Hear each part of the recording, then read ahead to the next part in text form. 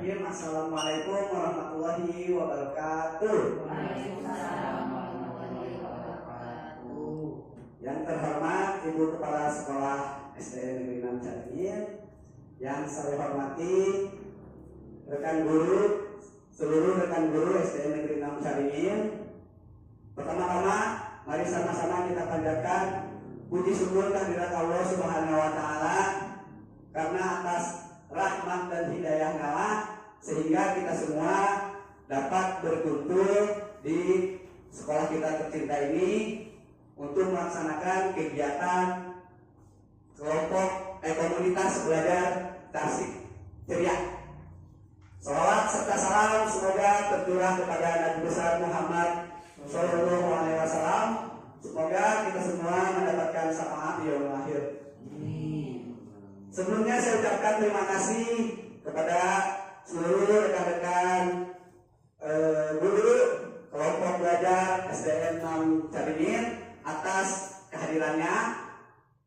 Di sini saya ingin memaparkan program untuk kegiatan pembelajaran yang dimana kemarin saya merancang program berbasis proyek, rancangan pembelajaran berbasis proyek dengan komunitas belajar sekolah, kelompok belajar sekolah. Di sini ada logo kita ya, kelompok belajar sekolah kita, Tasik Ceria Caringin 6, yaitu cerita edukasi rangkaian ilmu untuk anak. Menumbuh kembangkan semangat kerjasama berbagi praktek baik untuk menciptakan generasi maju. Oke, langsung saja. Judul materi ini yaitu Tasik Bergerak Irama Ceria.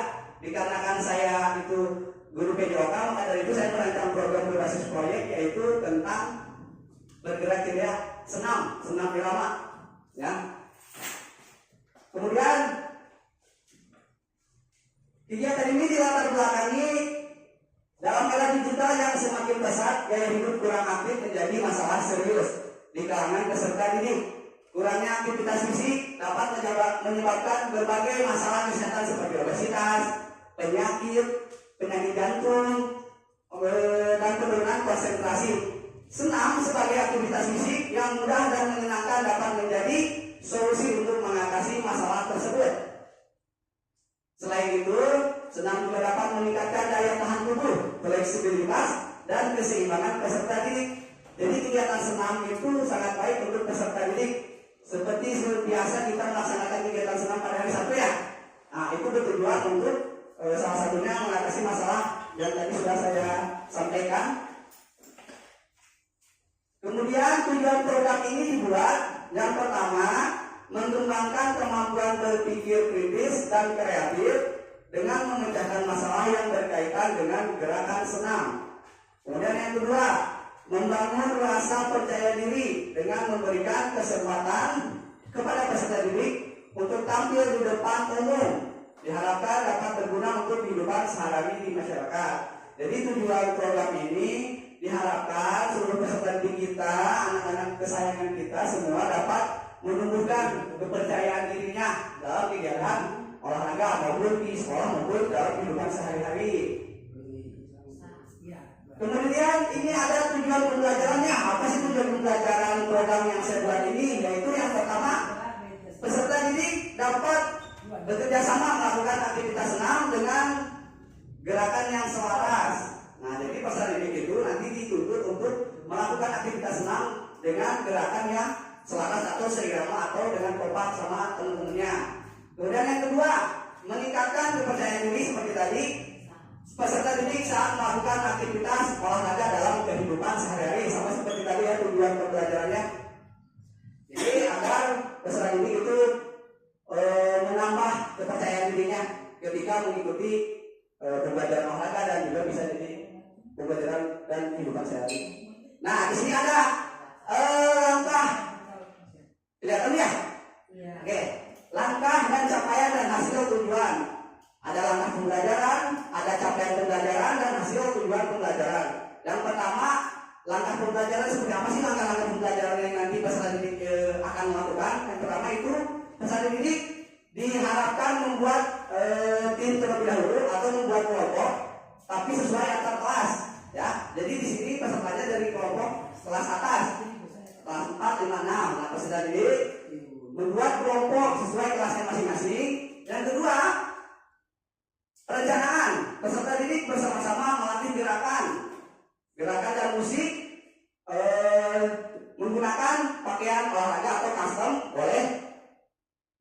dengan properti yang menggunakan kamera.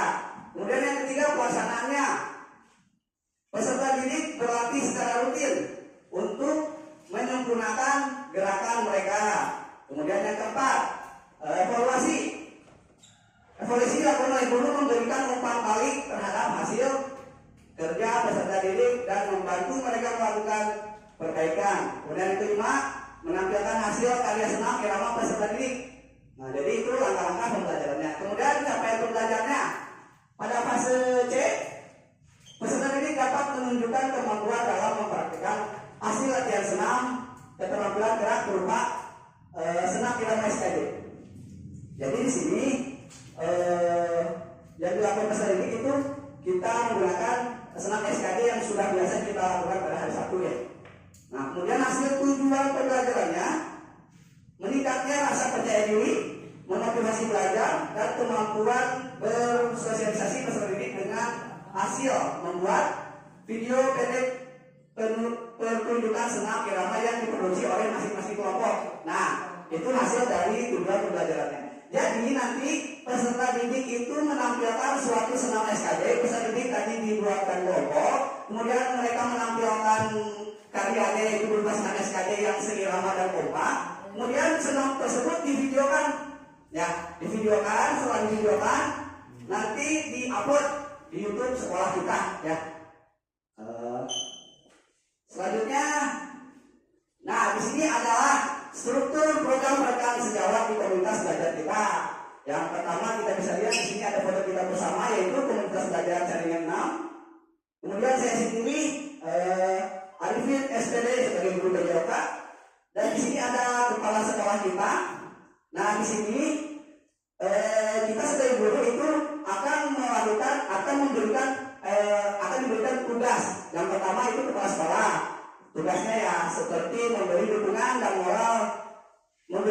moral dan logistik serta memfasilitasi setiap kegiatan yang ada di sekolah. Kemudian saya sendiri sebagai guru BJOK mengarahkan dan membimbing peserta didik dalam merancang dan melaksanakan kegiatan yang akan kita laksanakan.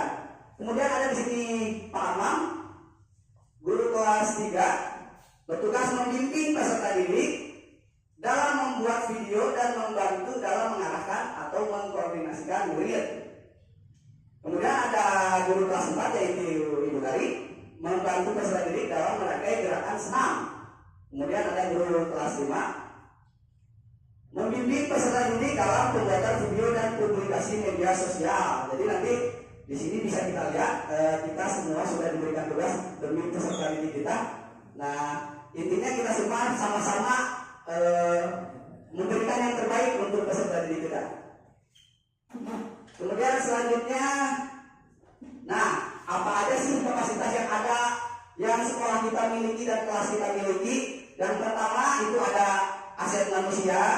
Yang kedua ada aset fisik, kemudian di sini ada aset politik dan finansial. Di sini saya akan menjelaskan dulu manusia itu siapa aja, yaitu guru. Guru itu kita sendiri, kemudian peserta didik kita.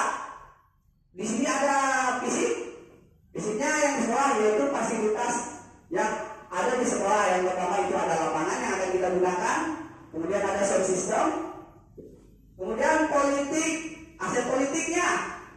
Aset politiknya itu kebijakan kepala sekolah dan wakasek kurikulum. Dari tanpa ada kebijakan kepala sekolah pun kita tidak akan bisa melaksanakan kegiatan ini. Maka itu harus ada kebijakan kepala sekolah, wakasek kurikulum, wakasek kesiswaan, wakasek bendahara, dan wakasek sarana dan prasarana.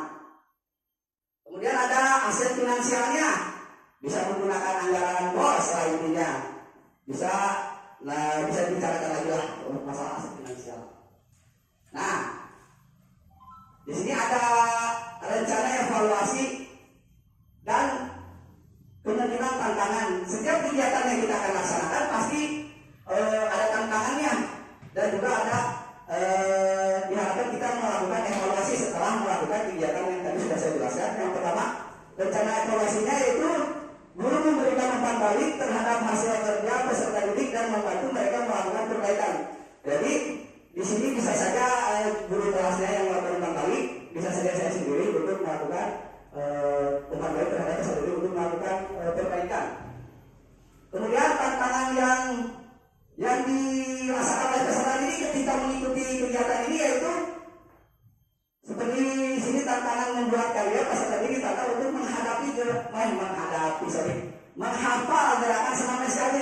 Jadi peserta didik itu diharapkan menghafal setiap gerakan SKJ dan juga melakukannya nanti secara kompak sesuai kelompok yang sudah ditentukan nanti oleh guru kelasnya masing-masing.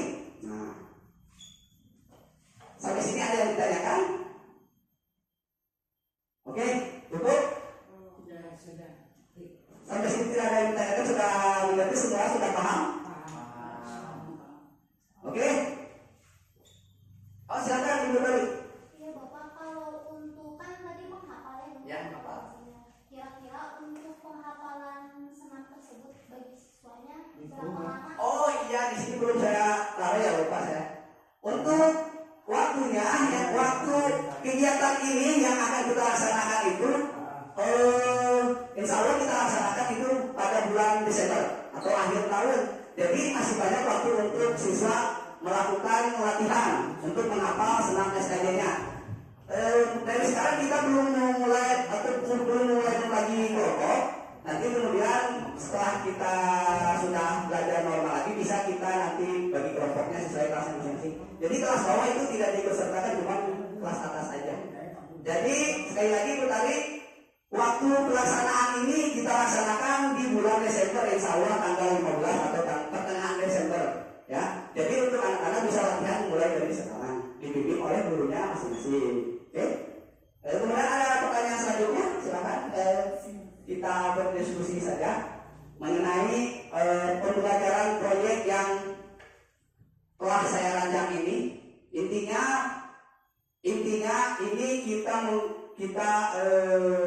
menggunakan apa namanya, sport education model namanya itu, yang antar kelas tadi ya, yang antar kelas. Jadi kalau di kelas SMP SMA itu kan setiap setelah melakukan apa namanya, bukan ulangan ya, ulangan itu ada yang namanya kelas meeting. Nah seperti itu. Nah kita pun sebetulnya sudah melaksanakan kegiatan tersebut pada tahun-tahun yang lalu gitu kan. Cuma kegiatannya biasanya sepak bola, ada yang badminton ya, biasanya gitu ya. Tapi saya berharap kegiatan antar kelas, perlombaan antar kelasnya yaitu melakukan senam SKJ irama. Jadi sesuai dengan judul yang saya berikan, yang saya tulis di sini, Carsik bergerak irama ceria. Jadi yang penting itu anak-anak selalu ceria. Seperti itu. Sampai sini ada yang ditanyakan, silakan. Cukup? Oke. Karena materi yang sudah saya paparkan sudah selesai, sebelumnya saya ucapkan terima kasih atas perhatiannya. Saya mohon maaf bila ada kekurangan dari kata-kata, juga bila ada yang salah dari yang saya ucapkan, saya mohon maaf sekali lagi. Sekian dari saya. Assalamualaikum warahmatullahi wabarakatuh.